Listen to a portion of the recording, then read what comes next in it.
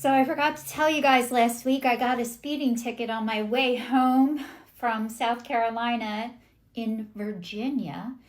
And I just want to tell you how corrupt Virginia is. And I found out on my own. I got this speeding ticket. It said the cop said I was doing 85 in a 55, which I don't think I was. However, that's what he said. So anyway, I still was speeding. So I got this ticket, and I'm going to tell you more about it after I tell you I'm Michelle Simon, and welcome to I Am the Change. I broke up with fear, shame, and guilt in 2019 as my New Year's resolution, and it has still not broken up with me yet. So I am working on that. And you guys, I've had other New Year's resolutions and intentions since then.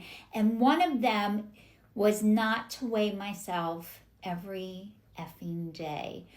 And I've had this love-hate thing with the scale back and forth. And I took it out, I put it away, I took it out, I put it away. I'm off of sugar, flour, wheat, caffeine. I'm back on dairy. I'm doing Greek yogurt. I'm starting to have eggs again.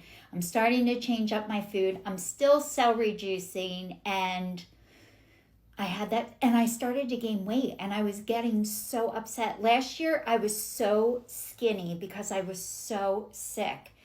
And now I'm starting to gain weight, and I'm getting mad because it is so much harder gaining weight than it is losing it, especially when you've been heavy your whole life, which I have been, or overweight. I've never been skinny, like ever, ever, ever. So anyway, only when I was sick. So I see myself as a really large overweight person, even though I'm not, and I have that body dysmorphia. And it is real. No matter how I see myself in the mirror, no matter what size my clothes are, I feel like I look completely different than what I look like. So anyway, I'm still working on that. So I'm now trying to lose weight intentionally because I'm starting to get where I feel like I'm fat. I'm not, but it's still, my clothes are starting to get tight, and I don't like that. So anyway, that's my story with that. I do want to tell you guys about this getting pulled over in Virginia and getting my speeding ticket. And when I got home, and the cop was so nice, and I asked him if he could please give me a break. And I learned from my girlfriend, when you get pulled over, you roll down all of your windows and you place your hands on your steering wheel. So when the cop comes up behind you, they can see your hands. So I learned this is a very respectful thing to do. So if you ever get pulled over, roll down all of your windows and keep your hands placed on your steering wheel where they can see them. And it's supposed to be so much better. So anyway, I asked him if he could give me a break. And so he gave me a ticket saying I did 79 and a 65.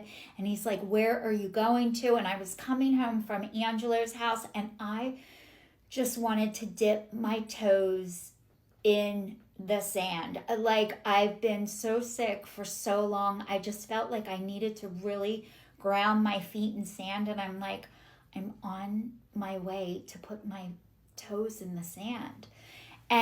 But I was going to the hotel first, and I did not end up going to put my toes in the sand that day. I had to go the next day. But when I got home, I got a letter from a law firm stating that they understand that I got a traffic violation in Carroll County, Virginia, and that their law firm has extensive experience with handling traffic cases, and that as you know, you get points, and they can help me. We may be able to defend your pending traffic charge without you having to attend a hearing. Our firm works with court officials and the attending officer in an attempt to resolve the charges favorably. You may call our firm for a free telephone consultation and an honest evaluation of your change. I think you'll find a few minutes on the phone with one of our attorneys to be very helpful in evaluating your options. If you receive this letter in error, please feel free to discard this letter and accept our apologies. I've never gotten an apology from an attorney ever, and this law office is sending something with an attorney with an apology on it. So I don't even know how they got my information. So I called this attorney's office, and it's Kegley, Kegley law firm in Carroll County, Virginia. And they let me know, and my ticket is for $160, and they let me know that if I go with them, my ticket will be $250 plus I paid them $250, and I won't get any points on my license. And when you get points, your insurance goes up. And I was like trying to process this. I'm like, oh my God, my insurance is going to go up. It's $500. And then I'm like, no, this is fear. And I broke up with fear. I Googled, can you, do points transfer? They don't transfer to Pennsylvania from Virginia. However, if the insurance company does, they could raise your rates. And not only that, it rarely happens. So they said my ticket would go up to $175, and then with whatever fee it goes up to $250. That's what they use to pay the officer off with. And then the other $250 goes to the honest law firm. So anyway, I am not doing this, but I called back and I asked them, can I please have what you just said to me in writing? Because I knew it wasn't right. And they said, no. They can't give me anything in writing about what they said to me over the phone until I agree and sign something that I'm their client. So I could sign something and then they could totally change their mind. Who the hell knows? But anyway, it is so corrupt that I could, first of all, that they even have my information and they're soliciting me, except for it's an apology. They're soliciting me to pay their services. So I can pay $500 so my insurance doesn't go up. So anyway, you guys, that is how everything, in this world, fear sells, and I'm not buying anymore. First of all, I can't afford fear. I can't. I don't have the money to do it. I'm on Social Security disability, but I am not paying people off because I'm scared of what could happen if I don't. And that is the way our world is, and it's sick and it's dysfunctional. And guess what?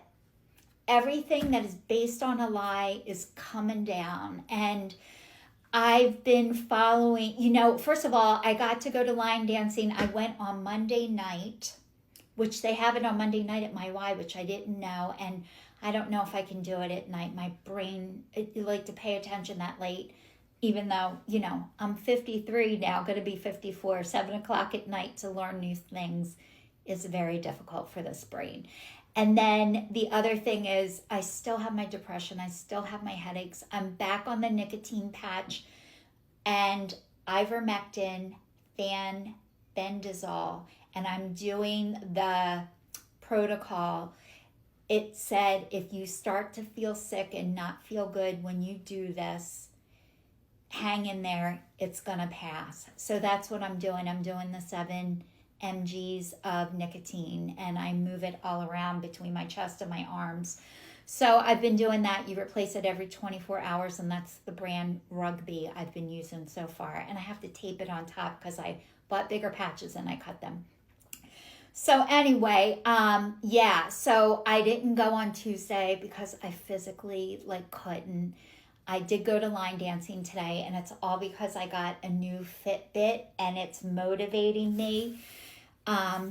I just don't want to pay for anything that makes me feel worse about myself, but this actually inspires me, and it's called the Inspire 3. So please stay safe,